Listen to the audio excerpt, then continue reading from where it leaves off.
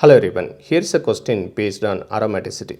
Which among us the following are aromatic? If a molecule has to be aromatic, then it has to be cyclic and it has to be planar and it has to obey 4n plus 2 pi electrons rule, that is the Huckel's rule, and continuous delocalization of pi electrons should be there.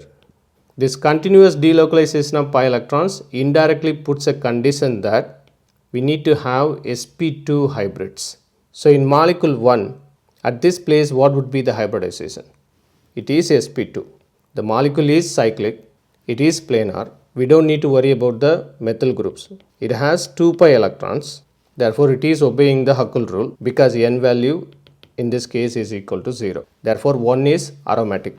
How about 2? 2 has 6 pi electrons. How?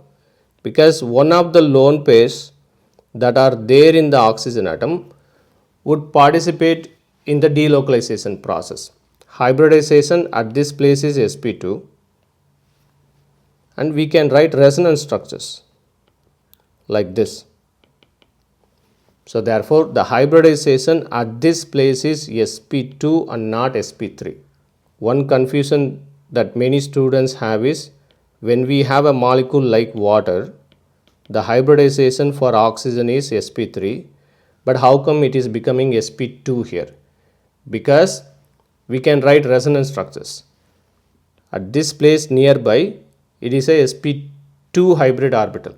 So therefore, the hybridization of oxygen in this molecule is sp2 and not sp3 like water. So one of the lone pairs will be there in the hybrid orbital, one lone pair will be there in the empty p orbital. That's what you need to remember about this example. Therefore it is indeed aromatic because it is cyclic, planar, obeying the Huckel rule, continuous delocalization of pi electrons are there. How about 3?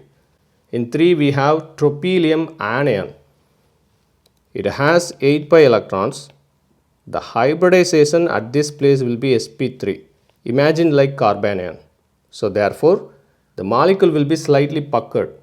It is cyclic, but it is not planar. It is puckered. And therefore, we have to call this molecule as non-aromatic. How about 4? 4 we have cyclobutadiene. It has 4 pi electrons. It is cyclic and planar. And therefore, we have to call this as anti-aromatic. So therefore, option A is correct. 1 and 2 are aromatic.